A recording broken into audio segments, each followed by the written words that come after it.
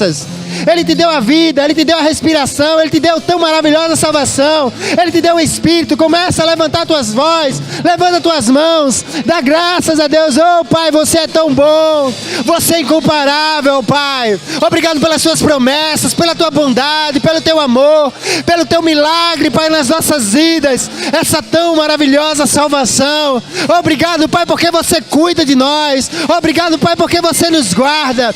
Obrigado, Pai, porque você nos deu o teu Espírito, Pai. Você nos deu a tua palavra. Obrigado, Pai, porque você se revelou em nós, Pai, e você fez de nós templo e morada do Espírito. Obrigado, Pai, porque não estamos sós. Não estamos sós. Não estamos sós. Você está conosco, Pai. Você permanece conosco, Pai. Graças te damos, Pai. Graças te dou pela tua fidelidade, pela tua bondade, por este dia maravilhoso, Pai, que você nos deu como presente. Graças te damos, Pai, por cada uma das tuas promessas, promessas sem fim, Pai, promessas grandiosas, grandíssimas promessas, Pai, que nos sustentam, nos guardam, nos sirvam. Oh Pai, muito obrigado. Obrigado, Pai, porque você é bom e fiel, Pai, todos os dias das nossas vidas, Pai. Obrigado, Pai, por esta manhã, pela tua palavra, Pai, que será ministrada pelo teu Espírito aos nossos corações. Estamos aqui para receber de você, Pai, para crescer, porque isto está no teu coração, Pai.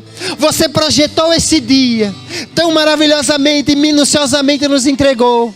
Obrigado, Pai, pela unção do teu Espírito, transformando as nossas vidas, por aquilo que você irá fazer nesta manhã nos nossos corações.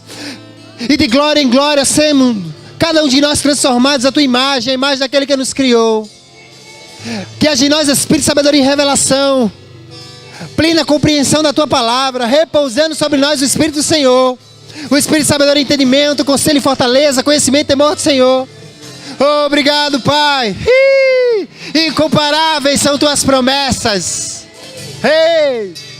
Incomparáveis são tuas promessas.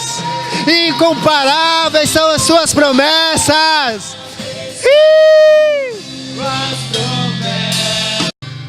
Eita, tão maravilhoso, né? Você acordar já ouvindo as incomparáveis promessas de Deus. Eita glória. Obrigado, louvor. Pode sentar, irmãos. Sejam todos bem-vindos. Aleluia. Nosso culto de ensino da palavra. Eita. Quando você despertar pela manhã, lembrando das incomparáveis promessas de Deus, seu dia não vai ser o mesmo. Não pode.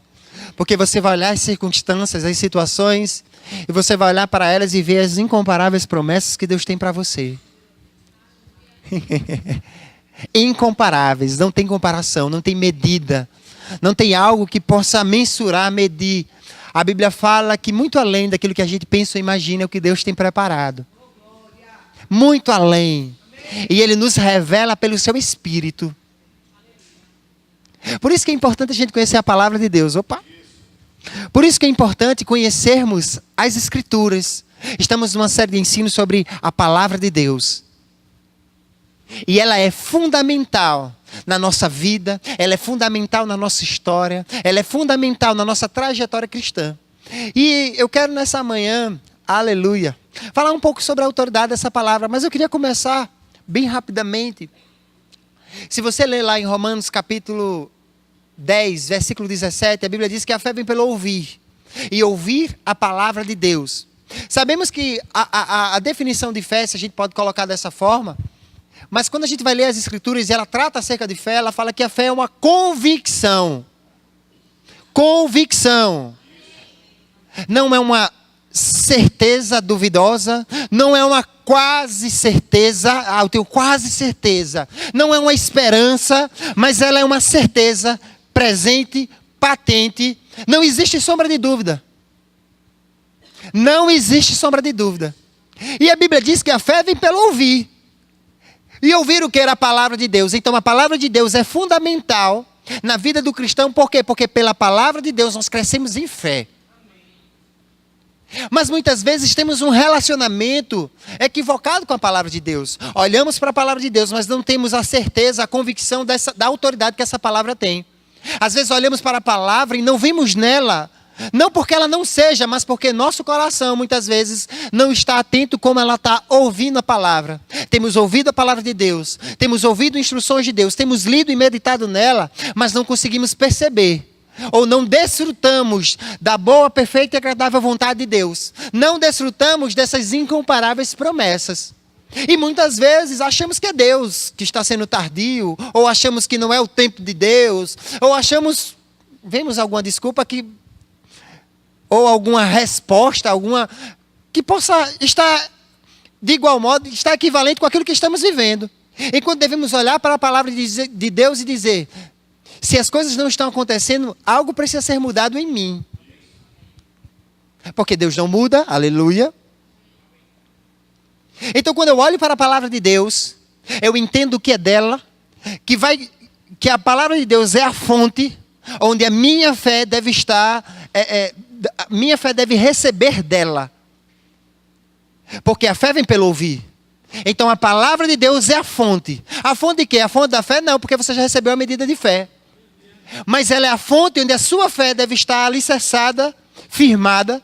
Por isso que lá em Salmo capítulo 1 fala de uma árvore plantada junto a ribeiros de águas. Águas, a palavra. Aquele que tem as minhas palavras. É aquele que tem as minhas palavras. Ele é semelhante a uma árvore plantada junto a ribeiros de águas. Dá o seu fruto na estação própria, as folhas não caem e tudo quanto fizer prosperará. Mas eles têm que estar bebendo da fonte. Aleluia. E muitas vezes temos um relacionamento, entendo o que eu vou dizer, leviano. Leviano em que sentido, pastor? Leviano no sentido de leve. Não temos a profundidade do entendimento do que é a Escritura, a palavra de Deus. Sabemos que se depositarmos fé nela, é como aquele homem que chegou diante de Jesus e disse: Jesus, eu sei que tu podes, se quiseres me curar. Esse homem, ele tinha uma limitação no relacionamento de Jesus. Ele conhecia Jesus totalmente? Não. Porque ele sabia que Jesus podia, mas ele não sabia que Jesus queria. Mas se ele apenas parasse para avaliar que Jesus andava de cidade em cidade, aldeia em aldeia, pregando o evangelho do reino e curando a todos os enfermos, ele ia entender que Jesus quer. Então esse homem tinha um relacionamento limitado, um conhecimento limitado. Quando eu falo leviano, eu estou falando de limitado. Talvez seja a melhor palavra, provavelmente. Então muitas vezes temos uma relação limitada com a palavra. Temos o conhecimento limitado da palavra. Alguns versículos até soam ao nosso coração, ao nosso ouvido, e a gente acredita neles. Porque talvez tivemos uma experiência que a fé naquela parte das Escrituras, se eu posso colocar dessa forma, funcionou para mim e para você. Porque já vivenciamos algo, já provamos de algo. Mas existem outras áreas da palavra que talvez seja demais para mim. Ou talvez por eu nunca ter provado ou visto. Opa, cadê a fé? Mas eu quero ver. Seja difícil para mim lidar com aquela situação. Aleluia. Estamos crendo na metade da palavra. Estamos crendo numa porção das Escrituras. E não estamos apercebidos disso. Porque quando nos deparamos com determinada situação, acionamos a palavra, falamos a palavra, nos levantamos em ousadia. Mas em outras circunstâncias, meu Deus, colocamos a mão na cabeça. E toda a nossa fé, as Escrituras, elas parecem não ter eficácia naquela área. Enquanto Deus diz que toda a Escritura é inspirada. Abre lá comigo, em 2 Timóteo capítulo 3. Vamos falar um pouco sobre a inspiração das Escrituras, sobre a autoridade das Escrituras.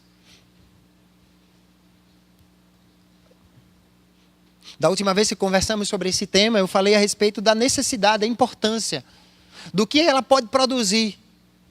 Mas hoje eu quero falar mais dela. 2 Timóteo, capítulo 3.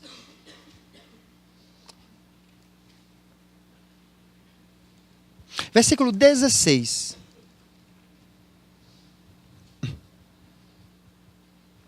Toda a Escritura é inspirada por Deus. Preste atenção. Toda a Escritura. Isso demonstra que Deus, Ele inspirou as Escrituras. A gente vai ler lá em 2 Pedro algumas coisas, mas eu quero que você entenda isso. Toda a Escritura. Não existe um trecho da Escritura, aí você pode dizer, mas na Escritura muitas vezes tem palavras que foi o diabo que falou. Porque lá você vê isso em Jó, você vê na tentação de Jesus. Mas a Bíblia fala que nós devemos conhecer os ardis dele. E se for inspirada é para que você tenha o conhecimento e entenda acerca do próprio Deus e acerca de como ele vê tanto a humanidade e os propósitos eternos dele manifestos a você. A gente sabe que não se discerne naturalmente, se discerne espiritualmente. Está lá em 1 Coríntios. Não é o homem natural, ele não compreende as coisas do Espírito, mas eu não vou entrar nisso. Mas eu quero que você atente para a inspiração das Escrituras. Toda a Escritura é inspirada por Deus. Não foi de vontade humana, não foi alguém como em algumas tradições religiosas. E eu acho fantástico porque Deus usou homens. Deus inspirou homens com as suas características. Deus é tão poderoso que se você for olhar todos os escritores da Bíblia, você vai ver homens diferentes, homens com características diferentes, em tempos diferentes, falando do mesmo assunto, sobre a redenção. Se você olhar, você vai de Gênesis e Apocalipse, você vai falar sobre a redenção. Inspirados por Deus, não existindo neles nenhuma divisão, mas eles estavam apontando para o mesmo caminho. Uns tinham um nível de conhecimento na velha aliança, outros tinham um nível de revelação mais profunda, porque Deus assim aprove, como Paulo, por exemplo, que começa a explicar coisas da velha aliança, mas todos estavam falando da mesma coisa e inspirados pela mesma pessoa, Deus. Então, quando eu olho para as Escrituras e sei que Deus inspirou, eu não olho para aquele que simplesmente escreveu, mas eu olho para aquele que disse. Eu olho para aquele que inspirou as Escrituras. Eu olho para Deus. Eu entendo que foi Lucas, que foi Paulo. Paulo escreveu cartas para a igreja. Salomão escreveu pequenos trechos de sabedoria. Alguns gostam de chamar poéticos. Mas todos eles estavam inspirados por Deus. De maneiras diferentes, a Bíblia fala que Lucas, ele começou a conversar com pessoas, está lá em Lucas capítulo 1, ele conversava com pessoas. E buscava as evidências daquelas pessoas que estiveram com Jesus, que andaram com Jesus, que conheceram Jesus. Mas ele foi inspirado por Deus para escrever o que ele escreveu. Os relatos que ele via, era o desejo de Deus que você e eu conhecêssemos exatamente o que estava escrito. E pela sua soberania, Deus movia o coração desses homens para que eles escrevessem a vontade de Deus e desse-nos a conhecer o próprio Deus. Imagina, o homem olha para si mesmo, porque os filósofos eles passam a vida tentando entender as coisas. Se perguntando, será que é isso, será que é aquilo, não é isso? Aí um diz que é, outro diz que não é, outro diz que é e não é, aí começa a confusão. Deus olha para a humanidade e vê o homem incapaz de conhecer ele mesmo. Por quê? Porque Deus é soberano, grandioso, todo-poderoso. Quem conheceu o coração de Deus? Quem foi que o aconselhou quando ele estava criando os fundamentos da terra? Quem poderia falar sobre Deus? Que homem poderia? Nenhum. Mas eu acho fantástico quando ele chega para Moisés e diz, olha, o povo. E eu vejo isso como o desejo do coração de Deus. Mas Deus não podia apresentar a sua intimidade para o povo, porque quando ele tentou, o povo ficou com medo. Moisés, olha, tu fala com Deus e a gente só escuta o que tu fala. Por quê? Porque eles eram carne. Velha aliança. Mortos. Então, quando a glória se manifestava, medo. Por quê? Porque o pecado, ele separava, ele afastava os homens de Deus. Mas na graça, primeiro Deus revela através do seu Filho. A Bíblia diz lá em Hebreus, que Deus falou de várias maneiras. Hebreus capítulo 1. Deus falou de várias maneiras pelos profetas, de várias formas.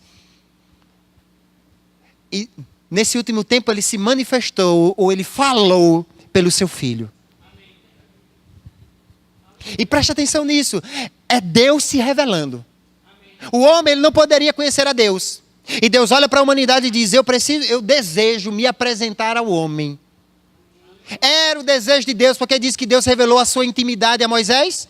Ao povo foi dado conhecer os seus feitos. O mundo conhece os feitos de Deus. Quando eles olham para a criação, eles não têm desculpas de dizer, não, isso aqui aconteceu por acaso. Não, eles olham para a criação. Alguns mentem para si mesmo e acham que veio de forma aleatória. Mas quando você olha para a criação, as minúcias, cada detalhe, Deus pensou em cada detalhe do homem. O universo gigante, mas o homem, em cada detalhe, a Bíblia diz que Ele nos formou de maneira extraordinária. E ali Deus estava se apresentando, mas Ele estava dando a conhecer pelos seus feitos. Mas ao povo dele, Ele queria mais, Ele queria dar a conhecer a sua intimidade. Por isso, Ele inspira nas Escrituras. Porque nas Escrituras eu conheço quem é Deus. E eu conheço os pensamentos e propósitos de Deus a meu respeito. Toda a Escritura é inspirada por Deus. Não é de vontade humana, não é de desejo humano. Não foi alguém que um belo dia acordou e despertou e disse, vai ser assim. Mas foi o próprio Deus que soprou pelo seu Espírito. Pessoas diferentes, em tempos diferentes, de formas diferentes, mas o mesmo Espírito soprava e aquilo era destinado para mim e para você. Por que ele estava escrevendo aquilo? O texto continua. Ele diz assim, olha, 2 Timóteo capítulo 3, 16. É inspirada por Deus. Deus é o autor. E útil para o ensino, para a repreensão, para a correção, para a instrução na justiça, para que o homem de Deus seja apto e plenamente preparado para toda boa obra.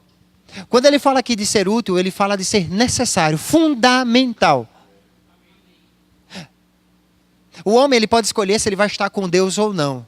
Mas se ele quiser desfrutar da vida eterna, como Jesus falou, a vida eterna é esta, que conheçam a ti, o único Deus verdadeiro, e a Cristo Jesus a quem enviaste. É opcional se você vai decidir crer ou não, confiar ou não, conhecer ou não. Mas se você decidir conhecer, só existe um caminho. A palavra, Cristo. Ele disse, eu sou o caminho, a verdade e a vida. Ninguém vem ao Pai por outro caminho. Não importa o que tradições religiosas digam, não importa o que pessoas digam. Mas o único caminho é Jesus. A palavra é o caminho. A palavra de Deus nos mostra o coração de Deus. Por isso que ela nos ensina acerca de quê? Acerca de Deus, acerca de nós mesmos, acerca daquilo que Deus tem como propósito no seu coração para mim e para a sua vida. Por isso que ela é útil, ela é fundamental, ela é necessária. Ela é a voz de Deus te instruindo, te falando. Agora, claro, o Espírito, ele traduz aos nossos corações as verdades que estão nas Escrituras. Porque esse texto, desprovido da unção e da graça do Espírito, quando eu falo graça do Espírito, eu não estou falando de ministros que pregam. Eu falo do Espírito que habita dentro de você, que disse que escreveria as suas leis no teu coração e que falou que o homem seria ensinado pelo próprio Espírito. Você tem o Espírito de Deus. Enquanto eu estou falando, o Espírito de Deus está esculpindo nos teus corações verdades. Verdades da palavra de Deus. Talvez sejam coisas que vão um pouco além do que eu estou falando. Verdades que você meditou em determinado momento, ele traz à memória. E ele começa a trazer, e você guardando naquele bom depósito. A palavra é lançada e você vai guardando. Por quê? Porque você entende que essa palavra, ela é espírito e vida. Ela vai promover vida onde quer que ela esteja e onde quer que ela seja pregada. E onde quer que ela seja vivida. Porque uma mensagem sem uma vida, a palavra não foi feita simplesmente. Porque ela fala para instruir, para que todo obreiro seja... Deixa eu ler lá. Versículo 17. Para que o homem de Deus seja apto e preparado para toda boa obra. Ou seja, existe uma boa obra para ser feita. A palavra traz a preparação. Ela te guia, ela te instrui. Ela não te traz uma série de leis para que você siga. Mas ela começa a demonstrar quem você é. A tua nova natureza, a tua nova realidade. E quando ela começa a te guiar, por isso que a Bíblia fala sobre sermos guiados pelo Espírito. O Espírito ele vai nos guiar, ele vai começar a trazer luz ao nosso entendimento e guiando, mostrando-nos o caminho. Aleluia, glórias a Deus. Vai comigo para Pedro, 2 Pedro, é pertinho.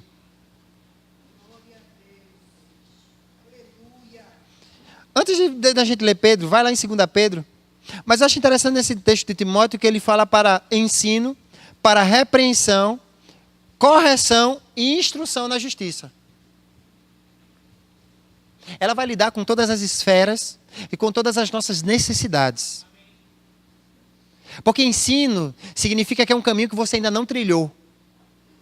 Está chamando você para algo, para uma direção. Ela vai te ensinar, ou seja, você vai aprender, é algo novo. Mas a repreensão e a correção vai te tirar de um caminho errado. Vai ajustar uma rota. Vai chamar você para o caminho correto. Então, e ele fala sobre, é engraçado que ele fala ensino, instrução, repreensão e correção.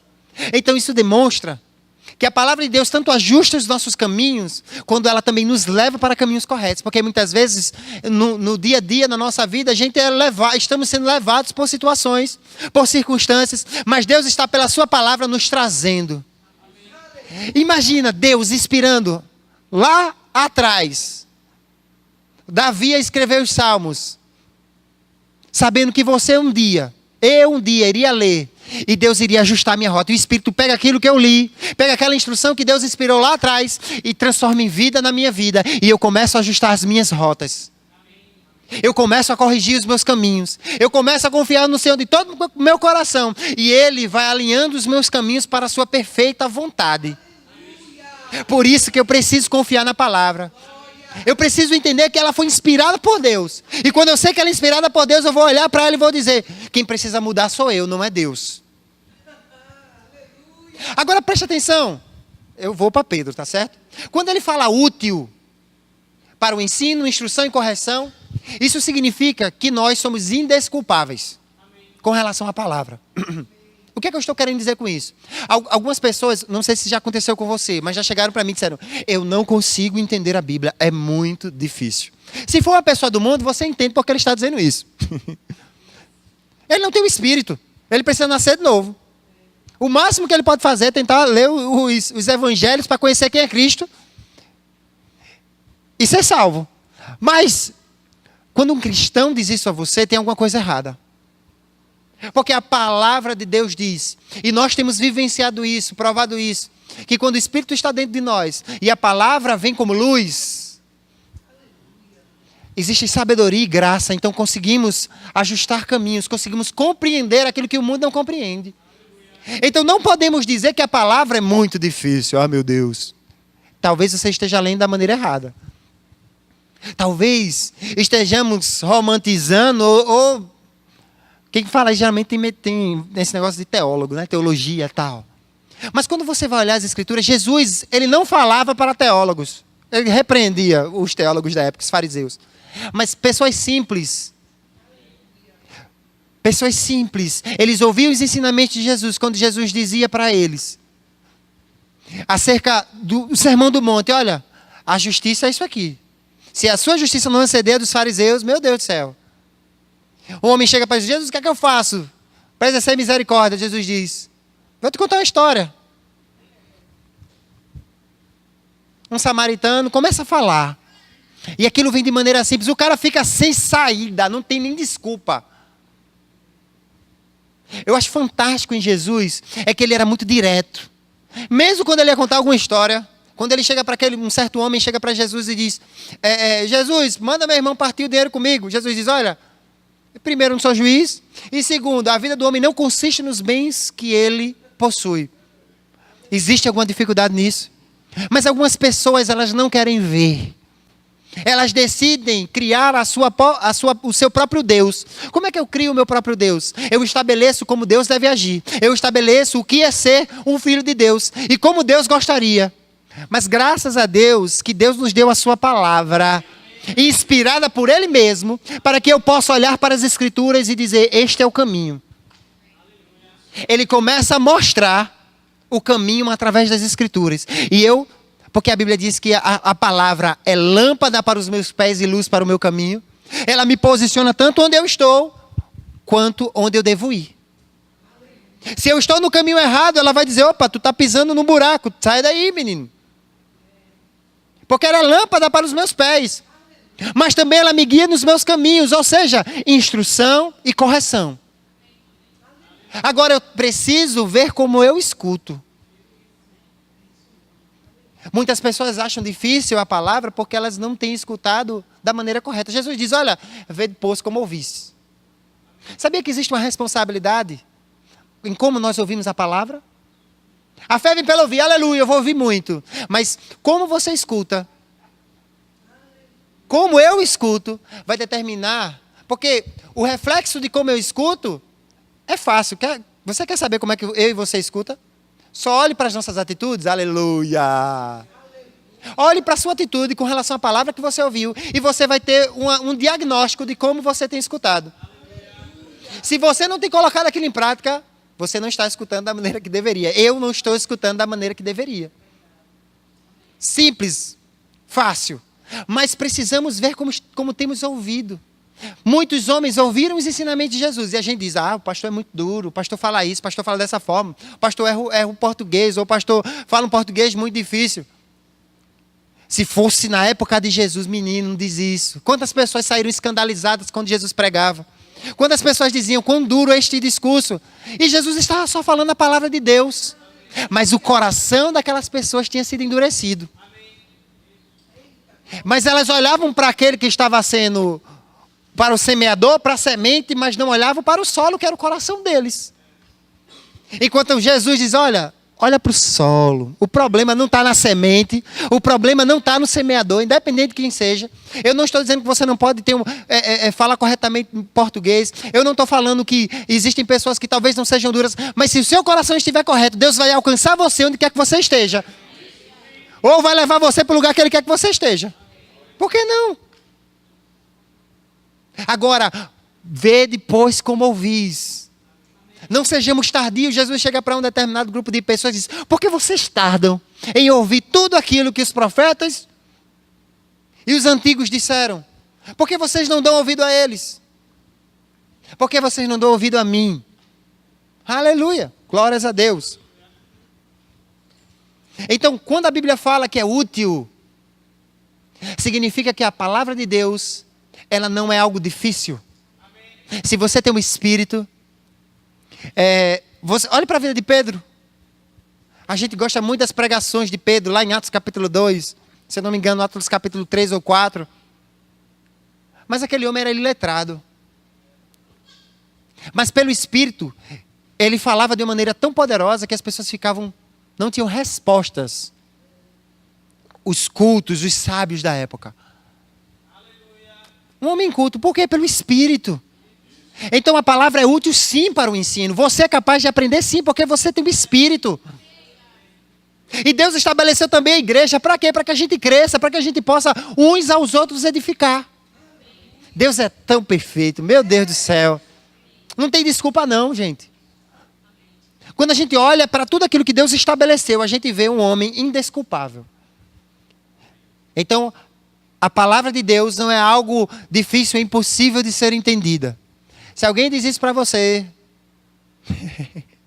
converse com ele, na boa. Vai para 2 Pedro. 2 Pedro capítulo 3. Estamos falando sobre a autoridade das Escrituras.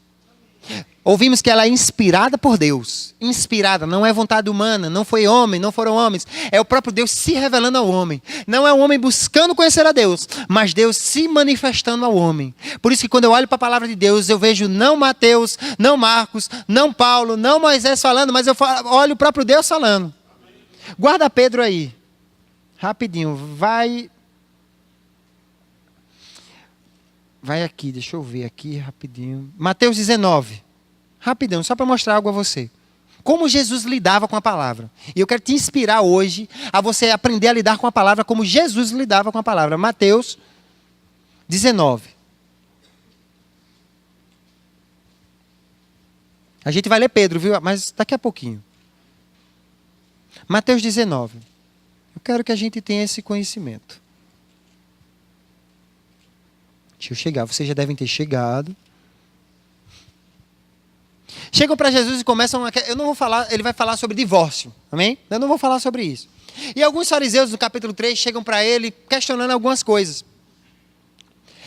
Aí, no capítulo 4, ele diz assim, ele respondeu, Jesus, vocês não leram que no princípio o Criador fez homem e a mulher e disse, por esta razão, o homem deixará pai e mãe, se unirá à sua mulher, e os dois se tornarão uma só carne.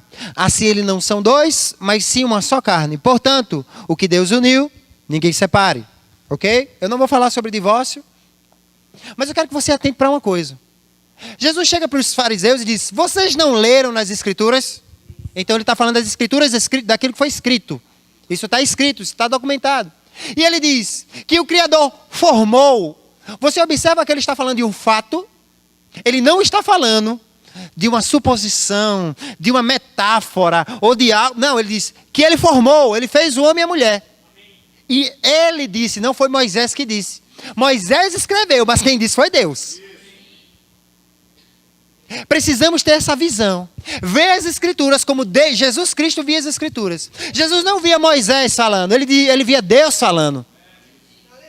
Quando Moisés escrevia e dizia que Deus disse, Jesus chega e diz, Deus disse. Porque ele sabia que as escrituras eram inspiradas. Inspiradas por Deus. Então ele disse, olha, não foi Moisés que disse. Moisés nem estava lá no dia que Deus criou. Mas Deus disse. Não havia dúvida daquilo que Jesus tinha dito. Não havia em momento algum. Você sabe, talvez, ele disse que ele disse. Não, Deus disse. Precisa haver convicção. Sabe o que é convicção? É certeza. Jesus tinha convicção nas escrituras, porque ele disse, olha, Moisés, vocês leram, foi Moisés que escreveu, mas foi Deus que disse. Não foi Moisés que disse, não foi a vontade de Moisés, mas o próprio Deus dizendo, serão uma só carne. Deixará o homem seu pai e sua mãe, serão uma só carne. Não havia sombra de dúvidas. Precisamos ter um relacionamento, e a gente deve ter pessoas que são referenciais. E qual o melhor referencial do que Jesus Cristo? Se você observar a trajetória de Jesus, em determinado momento, os saduceus, fomos os fariseus, agora vamos para os saduceus, chegaram para Jesus perguntando, Jesus, e sobre a morte? Vamos dizer, aí ele começa a contar uma historinha lá de um cara que teve um casamento, uma mulher que teve um casamento, morreu, teve outro, casou com, passou, ela no céu. Vai ser como? Ela vai ficar com quem? Como é que vai ser essa confusão? Porque morreu, tal, ela não cometeu nenhum pecado aqui na terra, ela vai ficar com quem? Aí Jesus olha para aqueles homens e diz, olha, vocês erram. Por não conhecer as escrituras, nem o poder de Deus. Presta atenção nisso. Para. Presta atenção. A Bíblia fala que Jesus chegou para aqueles homens e disse, vocês erram em não conhecer as escrituras. Primeiro, eles tiveram uma interpretação errada do texto. Eles estavam viajando tanto no texto que deixaram de entender o básico. Aquilo que havia em Deuteronômio falava a respeito desse tempo. Da vida aqui. Então eles erravam por não conhecer as escrituras, porque se eles olhassem para as escrituras, eles veriam que a vida que há de vir é totalmente diferente da que está aqui. Ou seja, pessoas se apegam a trechos específicos das escrituras e criam toda a sua vida em torno daquele texto. Esquecem que as escrituras é a vontade de Deus revelada e essa revelação é progressiva. Gente, é Deus que inspirou. E é interessante isso porque o homem não entenderia Deus olhando para Deus, mas Deus desceu ao homem na linguagem humana, se fazendo em carne, aleluia, estou falando de Jesus, e se mostrou, porque ele disse, quem vê a mim vê ao Pai. Meu Deus, como Deus quer ser conhecido por mim e por você. Alguém que fala de várias formas e que, se eu posso dizer dessa forma, não satisfeito em ser apresentado por outros homens, inspirado por ele diz, eu vou apresentar a mim mesmo, corporeamente, diante dos homens. Aí você acha que parou por aí? De maneira nenhuma. Ele disse, já conheceram quem eu sou corporeamente, agora eles vão conhecer quem eu sou, porque eu vou habitar dentro deles. Então Deus deseja ser conhecido pelo homem. E ele inspira as escrituras, o seu próprio espírito. E Jesus diz, olha, vocês erram em não conhecer as escrituras, nem o poder de Deus. Aqueles homens, quando Jesus fala isso, aqueles homens tinham um entendimento limitado acerca de Deus. Preste atenção nisso. Aqueles homens criam que Deus estava preso a um conjunto de regras que eles mesmos tinham estabelecido. Porque aquela interpretação era deles. Aquela dúvida e aquela dificuldade era deles. Então eles limitaram Deus. Muitas vezes nas nossas vidas, nós limitamos Deus porque vemos situações que aos nossos olhos naturais, elas são difíceis e talvez até impossíveis. Mas Deus disse: o que é impossível ao homem, o que é impossível ao homem é possível a Deus. E ele não para por aí, diz: é possível que crê. Então muitas vezes aqueles homens limitaram o poder de Deus. E Jesus olha para eles e diz: olha, vocês erram muito, porque primeiro vocês não conhecem as Escrituras. Vocês pegaram as Escrituras e criaram suas próprias regras. E erram também por não conhecer a Deus nem o poder dele. E a inspiração do Espírito, o Espírito dentro de mim e de você vai apresentar quem é Deus. É engraçado que Jesus era perseguido porque chamava Deus de Pai. Aí ele chega para aqueles homens: meu Deus do céu. Não chamaram Deus de Pai na velha aliança também? Ah, teus servos não lavam as mãos. Jesus disse: e Davi, que comeu o pão na preposição? E aí? Vocês estão perdidos. Aqueles homens, eles conheciam uma letra, mas se perdiam no espírito. Por isso que eles olhavam para Cristo e não aceitavam ele. Mas havia muitas evidências. O quê? Dureza de coração. A dureza de coração impedia que eles vissem. A dureza de coração impedia que eles entrassem. A dureza de coração impedia que eles vivessem aquilo que Deus tinha para a vida deles. Porque se Deus enviou Jesus para o judeu, é porque existia a possibilidade de os judeus receberem o Messias. Deus não ia enviar alguém que... Mas Deus sabia e conhecia o coração deles. Mas eles rejeitaram o Messias. Eles rejeitaram Cristo. Aqueles homens fecharam os seus corações. Mas isso não acontece conosco. Porque nós recebemos a revelação do Espírito. E nós, por reconhecermos as Escrituras, nós conhecemos elas, conhecemos a Deus e conhecemos o poder de Deus. E muitas vezes isso tudo limita a gente. Pode limitar. Quando eu decido olhar só para uma parte das Escrituras. Quando eu decido não acreditar em tudo aquilo que está escrito. Tudo, porque tudo é inspirado. Mas pastor, você não sabe o que aconteceu comigo. O que aconteceu com você, o que aconteceu comigo, não muda quem é Deus. Mas eu não entendo aquilo. Tudo bem, mas Deus não muda, mesmo você não entendendo. Mas aquela situação surgiu e a Bíblia diz: fique com o que a palavra de Deus diz. Decida se firmar nela. Decida permanecer nela. E você não vai ser envergonhado. Mas muitas vezes queremos do nosso jeito. E envolvemos as nossas emoções. Quando vemos, meu Deus, entramos em desespero. Meu Deus, totalmente, às vezes até desequilibrados. Enquanto Deus está dizendo: olha para as minhas Escrituras. Em meio à tribulação, à pressão, vai haver paz. Porque eu acho interessante, lá em Hebreus capítulo 11 diz que pela fé homens foram cerrados ao meio. Mas a gente só fica com a primeira parte, né, que fala que romperam, venceram, fecharam a boca do leão, venceram o calor do fogo.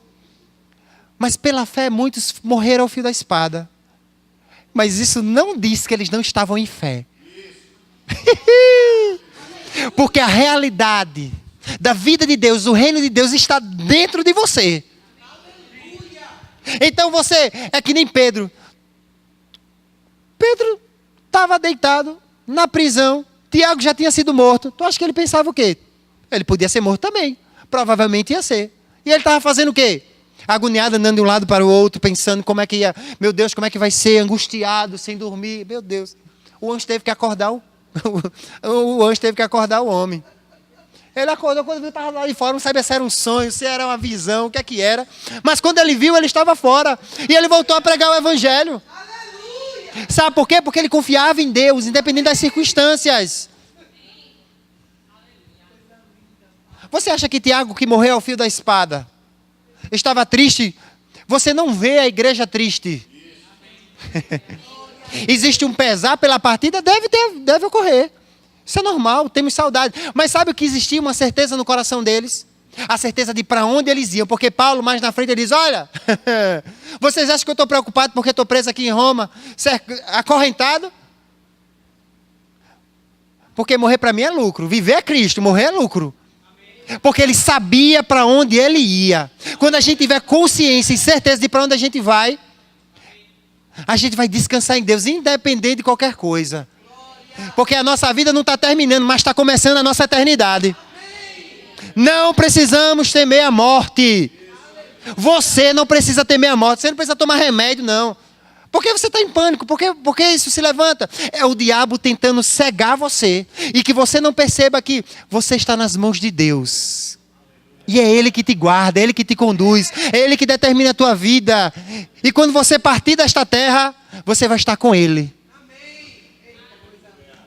Não existe alegria maior. Paulo diz, olha, eu preferi estar lá, mas por amor a vocês, tem algumas coisas para fazer aqui embaixo ainda, vou estar com vocês. Mas eu preferi estar lá. E ele diz, olha, lembrem-se disso. Ele lá em Tessalonicenses, Paulo, é bom falar essas coisas porque a gente tem que falar sobre a vida de Cristo, amém? A igreja não pode se esquecer que Jesus está voltando e que ele prometeu, essas riquezas, os bens que estamos conquistando, vai ficar. Diga para o seu irmão, vai ficar, meu irmão. O teu carro novo, diga a ele, o teu apartamento, a tua conta bancária. Mas você vai partir e tudo isso e você vai estar com ele nos ares. Não olhe para mim triste, não. Sabe por quê? Porque a maior alegria, a maior riqueza que existe não são teus bens. O teu grande galardão é o Senhor. Por isso você não precisa temer a morte. Agora você também tem autoridade sobre ela. Quando ela vier, abra sua boca. Exerça sua autoridade. Tenha medo não. Aleluia. Vamos ler Pedro?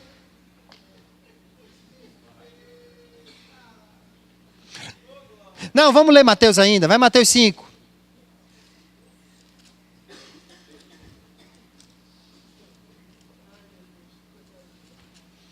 Estamos falando sobre a inspiração das Escrituras, sobre a autoridade que as Escrituras têm.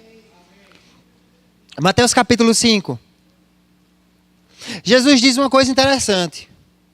Deixa eu só achar aqui.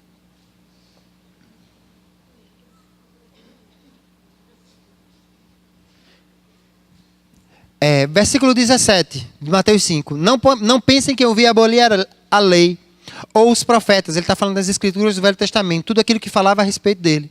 Não vim abolir, mas vim cumprir. Digo-lhes a verdade.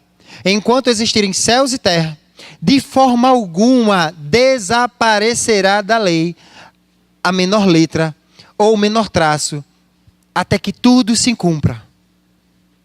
Algumas versões falam tio.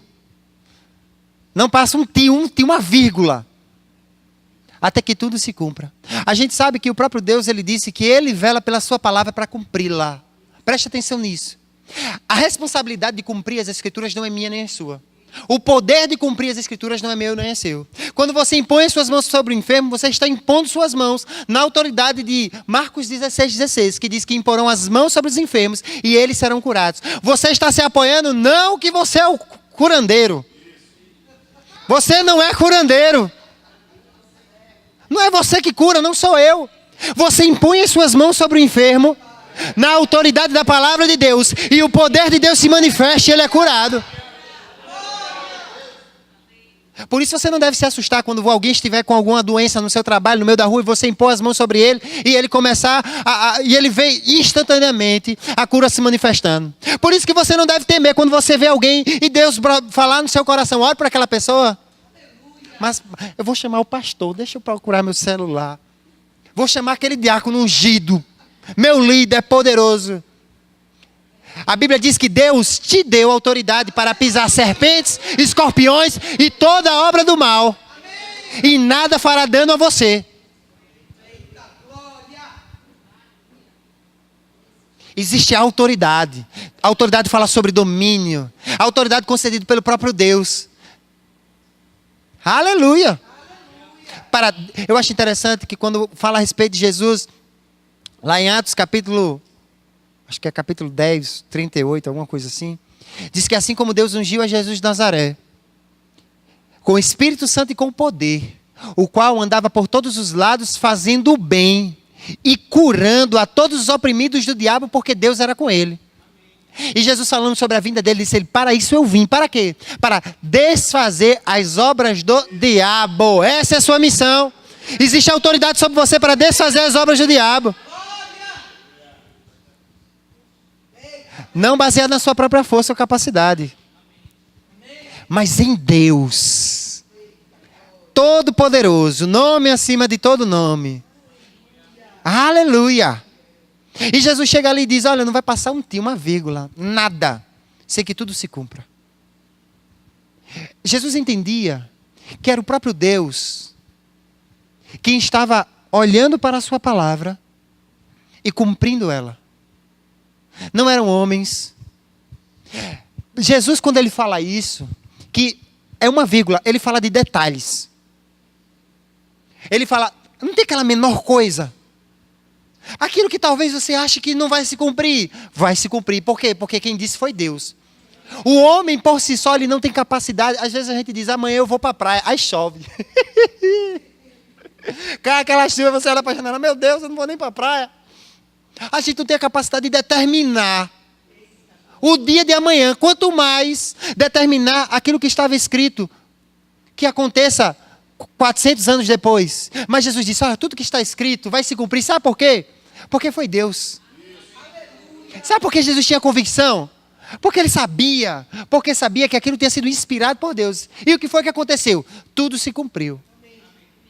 Se você lê os evangelhos, você vai ver Jesus, o autor dizendo: para que se cumprisse. Eu imagino aquele: meu Deus, se cumpriu aquela profecia. Aconteceu, Jesus foi de um lugar para outro para que se cumprisse. Jesus entrou na cidade, em Jerusalém, em cima da jumenta, para que se cumprisse.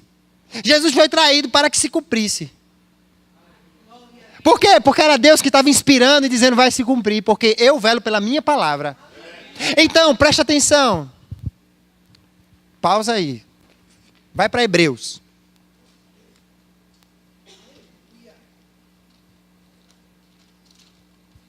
Hebreus capítulo 3. Capítulo 2.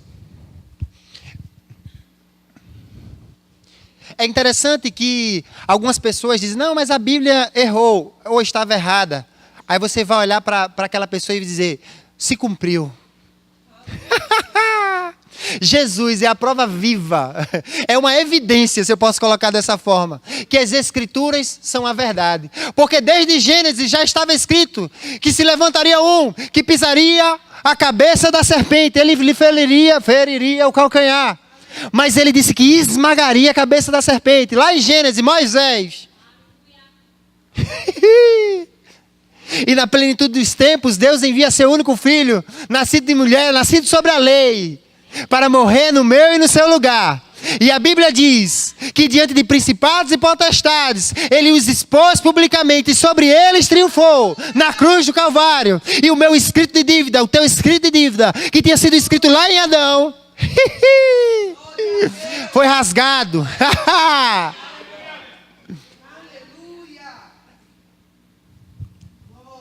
Aqui em Hebreus capítulo 2. Por isso é preciso que prestemos maior atenção ao que temos ouvido, para que jamais nos desviemos. Muitas vezes paramos aí, mas o texto continua. Porque se a mensagem transmitida por anjos provou a sua firmeza e toda transgressão e desobediência recebeu a devida punição, como escaparemos se negligenciarmos tão grande salvação? Esta salvação que primeiramente foi anunciada pelo Senhor, nos foi confirmada pelos que ouviram. Deus também deu testemunho dela por meio de sinais, maravilhas, diversos milagres e dons do Espírito Santo distribuídos de acordo com a sua vontade. A lei se cumpriu. Tudo o que estava escrito pelos antepassados profetas se cumpriu na plenitude dos tempos em Cristo Jesus. E ele diz: olha, como escaparemos? Se a mensagem vinda por anjos, imagina a mensagem que veio pelo seu próprio filho. E ele nos coloca numa situação de como escaparemos se negligenciarmos tão grande salvação. Aí ele mostra que a primeira evidência, ela foi transmitida pelo Senhor primeiramente. Mas ela também fala a respeito daqueles que receberam dela. Depois testemunhada por nós. E o próprio Deus testemunhou dela. Então isso mostra que é Deus que é o responsável pelas suas escrituras para cumpri-la. Não é a vontade de homem. Vai lá para Pedro. Eita glória! 2 Pedro, eu marquei aqui. Capítulo 3.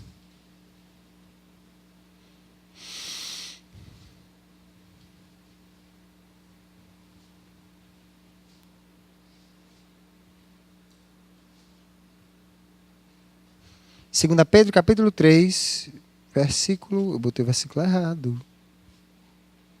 Capítulo 1, desculpe. Achei.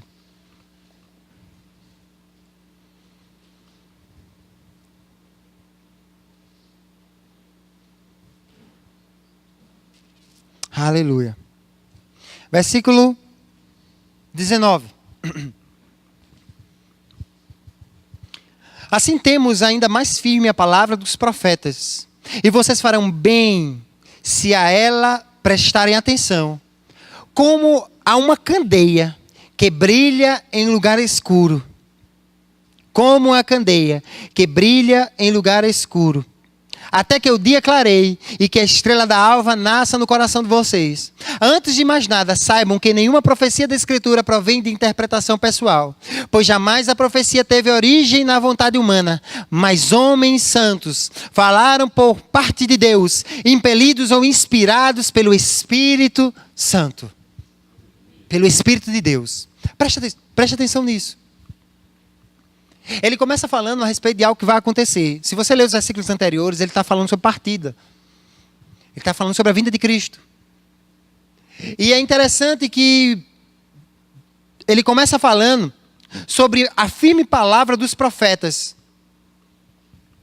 E ele estava se remetendo às Escrituras. Mais para frente, eu não vou falar, mas se você tem alguns textos que falam que os discípulos eles mostram que as Escrituras do Novo Testamento são tão inspiradas quanto as do Velho. Pedro, ali, em determinado momento, ele cita as escrituras de Paulo, então ele tinha conhecimento. E ele fala que os escritos de Paulo, as cartas de Paulo, eram inspiradas como os demais escritos, ou seja, está falando dos textos do Velho Testamento. Então eles tinham uma certeza, porque eles viram aquilo acontecer. Tudo aquilo que Jesus se manifestou, eles trouxeram para a igreja. E eles sabiam que eles tinham sido levantados com autoridade para trazer essa mensagem. Agora, preste atenção numa coisa. Ele diz que nenhuma profecia de particular interpretação. Mas ele diz que os escritos, tudo aquilo que tinha sido inspirado por Deus, deve ser como uma candeia em lugar escuro. Porque ela vai brilhar, vai brilhar, vai brilhar. Onde há escuridão no mundo, ela vai brilhar até que a estrela da alva nasce. Isso fala a respeito da vinda do nosso Senhor. Porque ele não está falando aqui para perdidos, ele está falando para cristãos. Então a verdade já tinha nascido no coração deles. Mas a palavra, como candeia em local escuro, estava iluminando eles para aquele grande dia. Mas ele deu uma ressalva, ele disse, olha, tome cuidado.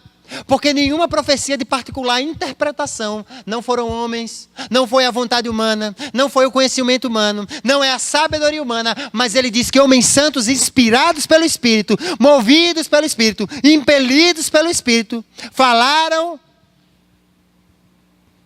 o que o Espírito queria que eles falassem.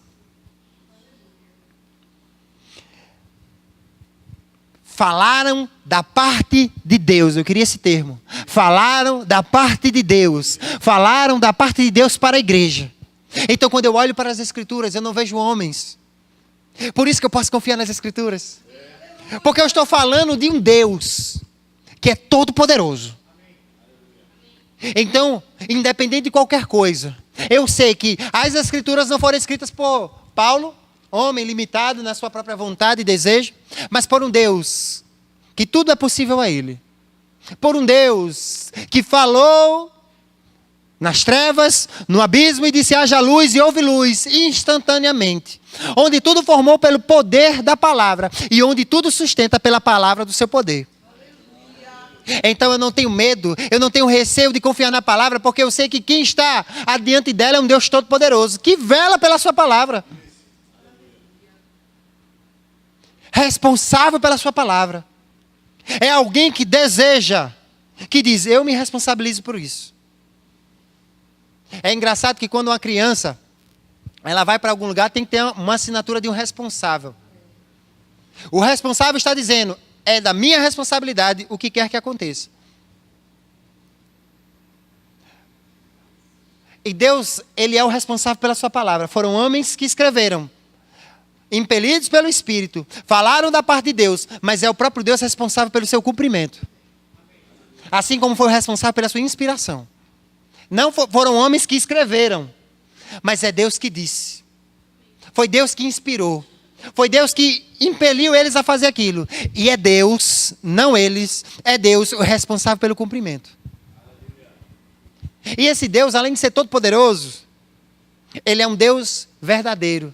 Tiago capítulo 1 diz o quê? Aquele que não pode mentir, prometeu antes dos tempos eternos. Presta atenção. Quando Deus prometeu, Ele prometeu e você nem existia. Não aconteceu porque o homem quis ou não quis, mas porque Deus assim determinou. Não foi de vontade humana. É interessante quando a gente observa e a gente vê pelas Escrituras. Deus, Ele não mente. Ele diz, olha, eu não sou homem para que minta, está lá em Números. Deus não é homem para que minta, nem filho do homem para que se arrependa. Não, Deus não é menino, não. Toda palavra, Ele fala, toda palavra que saí da minha boca não volta para mim vazia, mas cumpre o propósito pelo qual foi estabelecido. As Escrituras, como eu falei da última vez, não sei se você estava, ela não é o que Deus falou, mas ela é tudo aquilo que sai da boca de Deus. Jesus, quando falava a respeito das Escrituras, Ele disse que o homem não vive de pão, mas de tudo que sai da boca de Deus. Ou seja, essas palavras, elas são vivas até hoje. Às vezes achamos porque Deus disse antes, não. Deus sustenta todas as coisas pela palavra. Não sei se você sabe, mas se nós estamos aqui, nos movemos e existimos, foi por uma palavra que saiu quando eu e você nem existia, quando esse universo nem existia. Deus disse essa palavra e essa palavra nos sustenta até hoje. Sustenta o universo, sustenta esse planeta. Estamos vivos aqui. Então, não podemos duvidar dessa palavra. Ela é fiel. Por quê? Porque quem falou é fiel. Ele é fiel para cumprir tudo aquilo que prometeu. Eu e você podemos confiar nele. Eu e você podemos descansar nele. Eu e você podemos crer. Por isso que eu falo de um conhecimento limitado. O que é um conhecimento limitado? Conhecimento limitado, uma criança que tem um certo entendimento, mas sabe que existem dificuldades na vida dela, porque o pai não tem tantos recursos, é uma criança que talvez, dependendo da idade, possa andar um pouco preocupada. Porque naquele dia ela não teve aquele iogurte ou aquele leite que gostaria de tomar. Então ela sabe que o pai tem uma limitação. Mas uma criança que sabe que o pai não tem limitação. Limitação em que sentido? Eu falo uma limitação de, naquilo que ela necessita, existe recurso para que ela possa ter. É uma criança, uma adolescente que não vai estar preocupado com isso. Por quê? Porque sabe que existe um pai cuidando. Muitas vezes andamos ansiosos, não porque não temos ouvido muitas ministrações boas sobre fé, mas porque não conhecemos o nosso pai. Não é culpa do ministro, não é culpa do pregador, não é culpa... É porque decidimos confiar e olhar para as circunstâncias, enquanto Deus está dizendo, meu filho, eu sou responsável pela minha palavra. E quando você olha para a palavra, você vai ver recursos em Deus para você passar em toda e qualquer situação. Mas pastor, eu estou passando por uma situação tão difícil. Eu sei de uma coisa, minha irmã. Eu sei uma coisa, meu irmão. Em meio às dificuldades, paz e alegria tem de sobra. Porque você tem o Espírito de Deus. Talvez você esteja passando por uma situação muito difícil. Mas existem recursos para você atravessar por ela. E você está em meio a ela. E as pessoas olharem para você. Mulher, homem, como é que tu consegue ficar assim? E você dizendo, é a graça. A graça de Deus me sustentando. Paulo orou 3 vezes para que aquele espinho, para que aquela perseguição, para que aquela situação toda saísse dele. E Deus disse, Paulo, a minha graça te basta. O meu poder se aperfeiçoa na tua incapacidade. Pressões vão vir, situações vão se levantar. Mas Paulo, você em você existe um aroma. Você é conduzido em triunfo. E esse aroma da graça de Cristo é emanado a todos pela sua vida. Eu conduzo você em triunfo, mesmo em meio às circunstâncias. Podemos confiar na palavra de Deus? Claro que podemos confiar na palavra de Deus, porque Deus é responsável pela sua palavra. É uma palavra íntegra. Eu estava vendo uma palavra íntegra, estava lendo um livro, e essa íntegra fala completo, inteiro, em nada faltando. Existem recursos suficientes na palavra de Deus. É engraçado porque esses recursos já estão derramados sobre a sua vida. Mas a palavra de Deus, como Pedro fala lá em 2 Pedro, capítulo 1, que diz que graça e paz é vos multiplicado pelo conhecimento. Ou seja, a manifestação desta graça que já está dentro de você. Porque a Bíblia diz que nós já fomos abençoados com toda a sorte de bênçãos nas regiões celestiais em Cristo Jesus. Toda a sorte de, ou seja, não falta nada. Mas a manifestação é multiplicado pelo conhecimento do nosso Senhor e Salvador Jesus Cristo. Então a palavra, o conhecimento da verdade vai fazer com que a gente manifeste cada dia mais a boa, perfeita e agradável vontade de Deus. Por quê? Porque a palavra de Deus ela é fundamental e ela é suficiente em tudo aquilo que a gente necessita. Eu queria chamar o grupo de louvor. E eu quero que você entenda isso e tenha essa convicção no seu coração.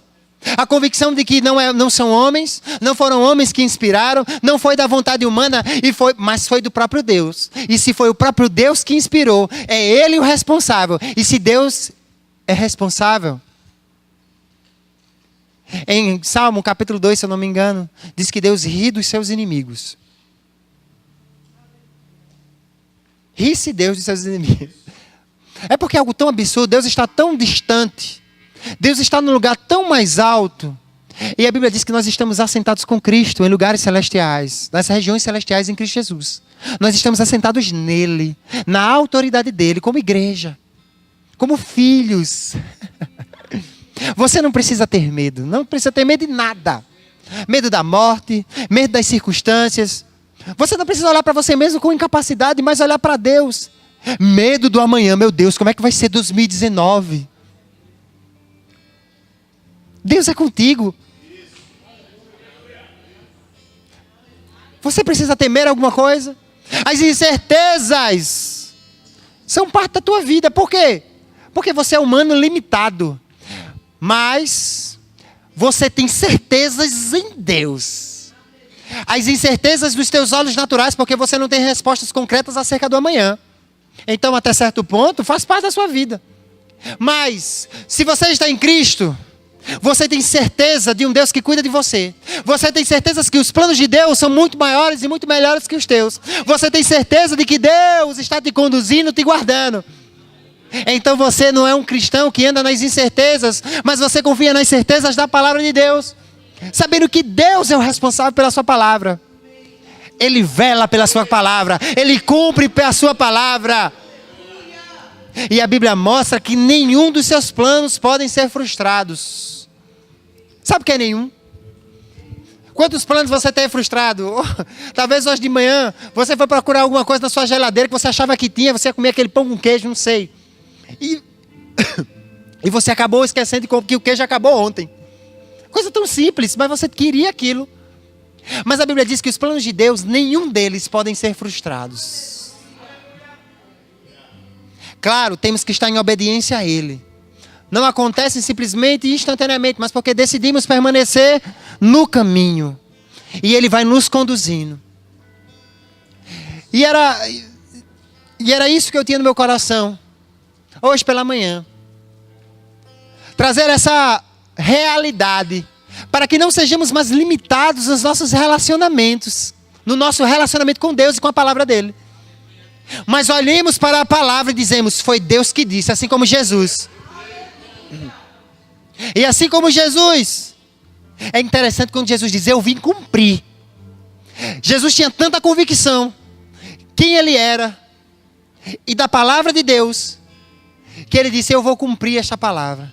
E o diabo, pressões, situações, porque Ele dizia, olha, eu não vivo de pão, mas de toda a palavra que sai da boca de Deus.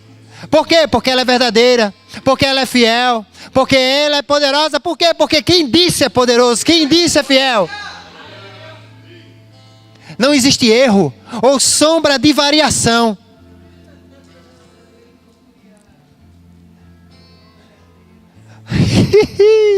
O Deus que te sustentou até hoje é o Deus que vai te sustentar em 2019. Eu não estou encerrando o ano, não. Ainda tem um mês pela frente. Eu tenho plena convicção que ainda vai acontecer muita coisa boa. Se Deus em 1 milésimo de segundo disse haja luz, em um instante disse, e tudo que era trevas tornou escuridão, meu Deus, um mês é tempo demais para acontecer muita coisa boa. Eu não estou antecipando, mas eu estou trazendo refrigério para o teu coração. Ah, e esse novo presidente, e essa... Não, Deus é o mesmo. O presidente mudou, o governo mudou, as pessoas mudaram. O teu trabalho, o teu chefe talvez mudou. E Deus é o mesmo, é o mesmo. As promessas dele continuam incomparáveis. O ano vem, as estações mudam. E Deus permanece amando você, guardando você, cuidando de você. Eu estava escutando uma música essa semana. É em inglês, aleluia. United Pursuit, alguma coisa assim. E ele falava que, eita, mesmo que as estações mudem, as stations change. Aí ele falava que o amor de Deus permanece. Your love remains. O amor de Deus é o mesmo. Deus te ama da mesma forma. Eu queria que você ficasse em pé. Eu queria que você procurasse alguém. Eu não quero me alongar, mas eu quero que você ore por alguém.